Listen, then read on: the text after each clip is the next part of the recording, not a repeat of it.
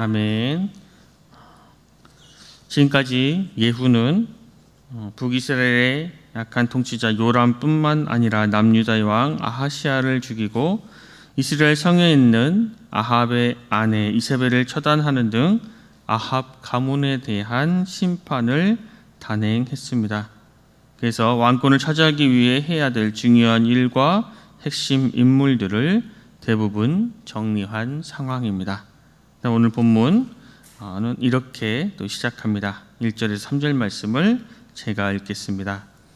아합의 아들 70명이 사마리아에 있는지라 예후가 편지들을 써서 사마리아에 보내어 이스라엘 귀족들 곧 장로들과 아합의 여러 아들을 교육하는 자들에게 전하니 일렀을 너희 주의 아들들이 너희와 함께 있고 또 병거와 말과 견고한 성과 무기가 너희에게 있으니 이 편지가 너희에게 이르거든 너희의 주인 아들들 중에서 가장 어질고 정직한 자를 택하여 그의 아버지의 왕좌에 두고 너희 주의 집을 위하여 싸우라 하였더라.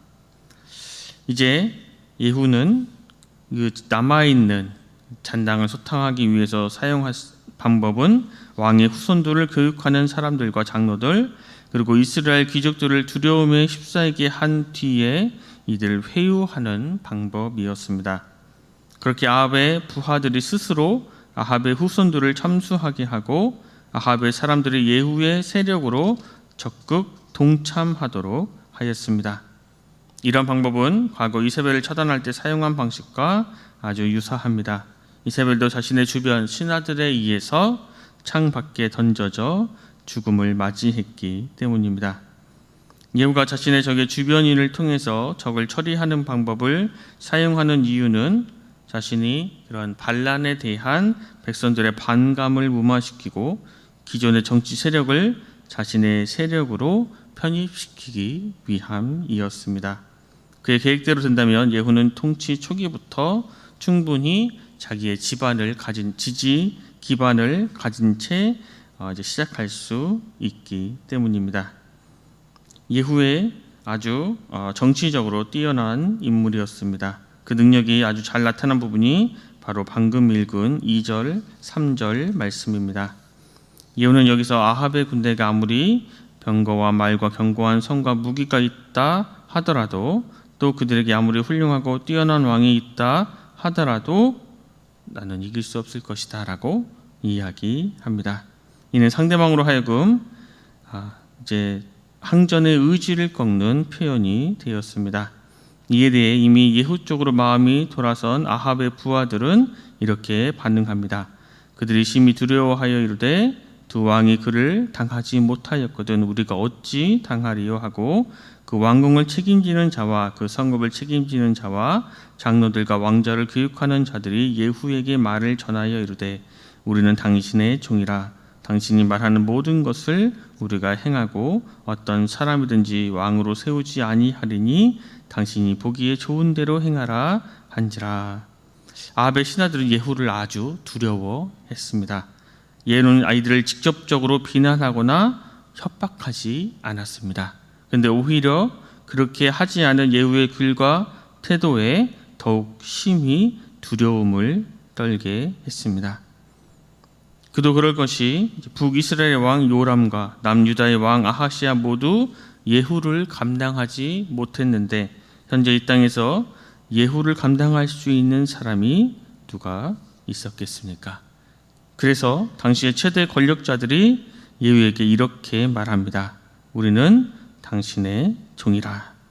이는 예후 당신이 지금 말하는 모든 것을 우리가 행하고 이제 왕의 자리까지도 당신이 원하는 대로 하면 우리가 따르겠다라고 이야기하고 있는 것입니다. 이에 대해 예후는 자신의 충성을 맹세한 아합의 신하들에게 두 번째 편지를 통해 일종의 시험을 합니다. 6절, 7절 말씀을 보면 아합의 아들 70명을 붙잡아 죽이고 그들의 머리를 광주리에 담아 나에게 보내라 라는 내용이었습니다. 이러한 명령은 그가 주도 면밀한 계략가임을 다시 한번 보여주고 있습니다. 예후는 자신의 첫 번째 편지를 통해서 아합의 부하들이 이제 그들의 마음이 자신에게 완전히 기울였구나 이제 이들은 나의 부하구나라는 것을 파악한 후에 그들이 그 두려워하는 마음을 이용해 아합의 가문에 대한 숙청을 한순간에 이룰 수 있었습니다. 예외 이러한 명령은 1차적으로 기존의 정치 세력을 이용해 자신의 세력을 견고히 하려는 인간적인 생각이 깔려 있은 것이었습니다. 그러나 이는 예후가 만들어가는 일들을 통해서 아합의 가문을 완전히 멸하고자 하는 하나님의 계획과 섭리에 의해서 이루어진 것입니다. 여기서 아합의 부하들이 아합의 아들들 70명을 잡아 죽이고 그들의 머리를 담아 예후에게 보냈다는 표현에서 히브리어 와우 개소법이 사용되고 있습니다. 이는 사건의 영속적인 진행을 생동감 있게 나타내는 방식으로 두려움에 사로잡힌 아합의 부하들이 그 편지를 받자마자 즉각적으로 이 일을 진행하였음을 보여주고 있습니다.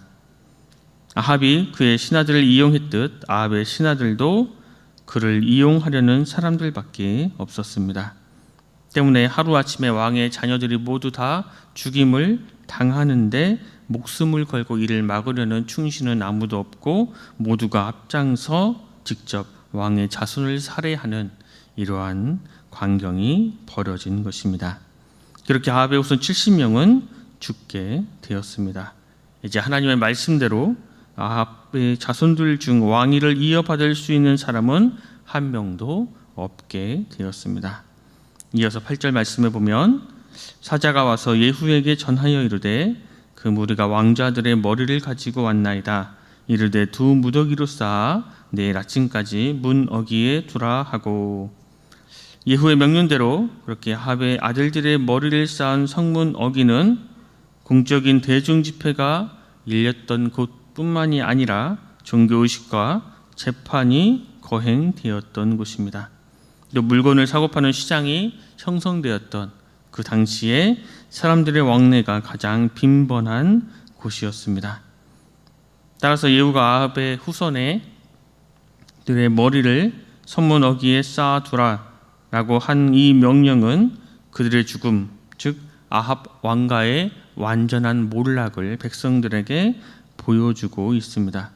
또 동시에 이를 목격한 백성들로 하여금 두려움을 갖게 함으로 이제 자신에 대한 반란을 또 사전에 막는 그런 처치도 있었습니다. 또 아합의 아들들의 머리를 광주리에 담아오라 한 것과 또 이를 두 무더기로 쌓아서 전시한 건 모두 왕의 자손들을 경멸한 행동입니다. 아합이 살아있을 때 자신의 생각에는 자신과 자신의 자손들이 최고다라고 생각했었지만 이제 하나님께서는 그들의 머리를 짐승의 머리보다 가치 없는 것으로 여기셨습니다. 결국 이 세상에서 가장 존귀해지는 길은 세상에 많은 것을 소유한 것도 높은 지위에 오르는 것도 아니라 하나님을 사랑하여 하나님의 말씀을 사랑함으로 하나님께서 이들을 가장 존귀한 자로 여겨주시는 것이 정말로 가장 영원한 존귀임을 우리들에게 보여주고 있습니다. 이어지는 9절에서 10절 말씀은 아합의 신하들을 통해서 아합의 아들 70명을 죽임으로써 아합의 가문을 이제 멸망시킨 예후가 공적인 자리에서 자기 백성들을 불러 모아 왕의 자손들의 죽은 상황과 그 의미를 설명하고 있습니다. 이 역시 예후의 생각에는 아합의 아들들을 죽인 일에 대해 백성들의 반감을 사지 않도록 하는 것을 염두에 두고 있습니다. 하지만 이 역시도 예후의 생각을 넘어 지금 예후를 사용하시는 하나님께서 예후의 표현대로 여호와께서 아합의 집에 대하여 하신 말씀을 하나도 땅에 떨어지지 않게 하신 것이 우리들에게 확인되는 부분입니다. 다시 말해 이 모든 일은 바로 하나님의 말씀의 완성이었던 것입니다. 그렇다면 이처럼 잔혹한 장면과 이를 지켜보는 백성들을 향해 하나님께서 하시고자 하신 말씀은 무엇입니까? 그것은 한 나라의 왕이라 하여도 하나님을 떠나 악행을 저지르면 이렇게 비참한 최후를 맞이하게 되는 것을 가장 확실한 방법으로 보여주시는 것입니다. 이 말씀을 보는 우리도 하나님 안에서 하나님의 말씀을 따르는 믿음의 삶을 살아야 함을 깨달아야 합니다. 그리고 이 일을 위하여 우리는 하나님을 멀리하는 자리를 떠나 하나님께로 돌아가야 하는 것입니다. 11절에서 말하는 바와 같이 예후는 아합의 집에 속한 자는 누구든지 하나도 남기지 않고 다 처형했습니다. 우리는 여기서 하나님의 심판의 성격을 알 수 있습니다. 하나님의 심판을 피할 수 있는 사람은 아무도 없습니다. 하나님께서 심판하실 때는 악을 자행하는 자들, 악을 도모하는 자들만이 아니라 그들에게 속하여 악을 즐기고 악을 추종하는 자들도 찾아내 함께 처단하시는 분임을 우리는 기억해야 합니다. 이제 예후는 북이스라엘 수도인 사마리아로 이동하여 남아있는 아합의 잔당들을 이제 처단하려고 합니다. 12절에 보면 예후가 사마리아로 내려가면서 잠시 양털을 깎는 집에 이르렀다고 이야기합니다. 이 집은 원문을 표현을 보면 묶음의 집이라고 부를 수 있습니다. 아마 목자들이 양털을 깎기 위해 양의 다리를 잠시 묶어두는 것에서 착안해서 붙여진 이름입니다. 아울러 양털을 깎는 일은 농사로 치자면 추수와 같기 때문에 아주 큰 행사이기도 했습니다.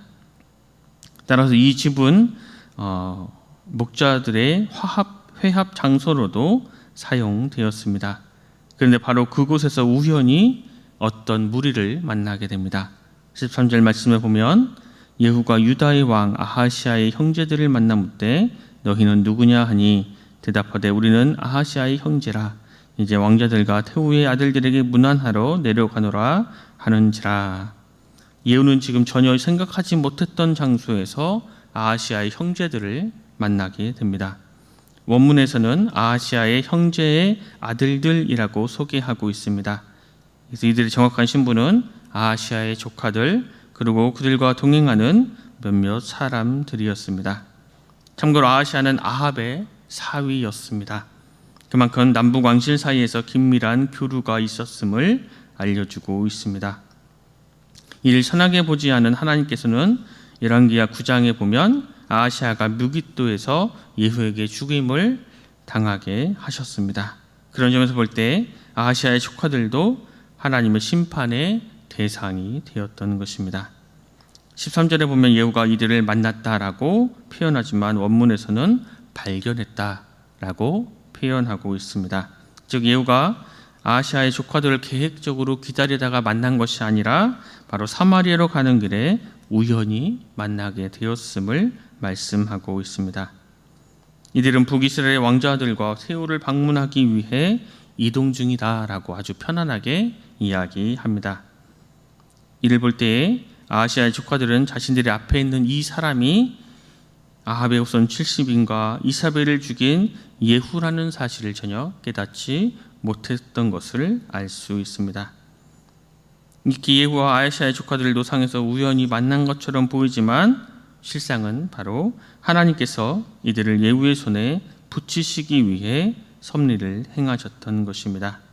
이는 북이스라엘의 아합 왕가를 가까이 하지 말라는 하나님의 경고를 무시하고 전략 결혼을 통해 잘못된 교류를 행하던 남유다 그 왕가에 대한 하나님의 징계였습니다.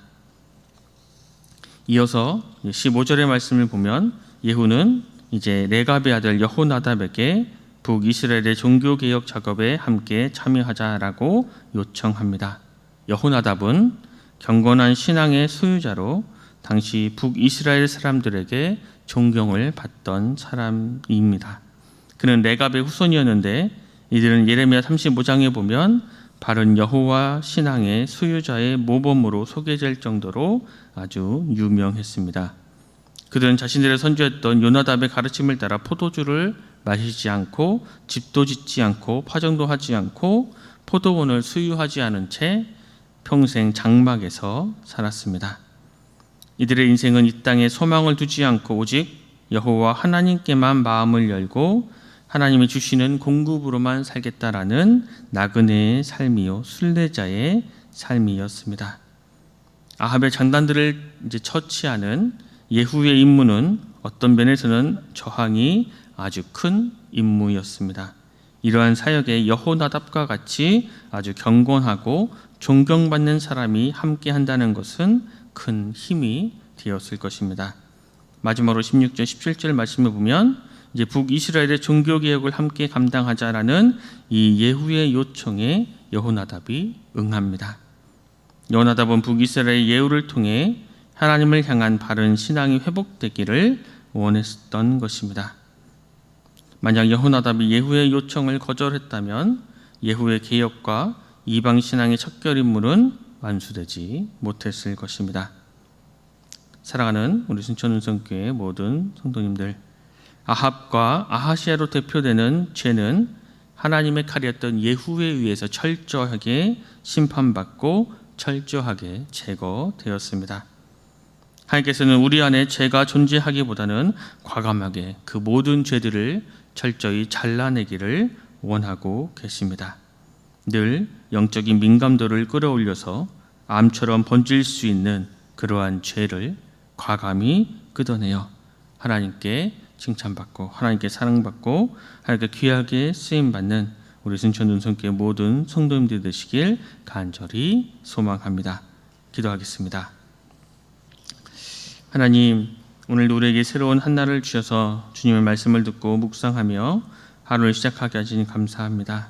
주님, 우리 안에 존재하는 모든 죄의 요소들은 아무리 작은 것이라도 끝까지 끊어내게 하여 주시고 거룩하고 순결하게 주님의 백성으로 살아갈 수 있도록 은혜를 베풀어 주시옵소서. 레갑의 후손들처럼 이 땅에 소망을 두기보다 오직 주님께만 마음을 열고 주님과 소통하며 하늘에 소망을 두는 인생을 살게 하여 주시옵소서. 오늘 하루 주님과 동행하는 삶을 살게 해 주실 줄 믿으며 모든 말씀 귀하신 예수 그리스도 이름으로 간절히 기도드립니다. 아멘.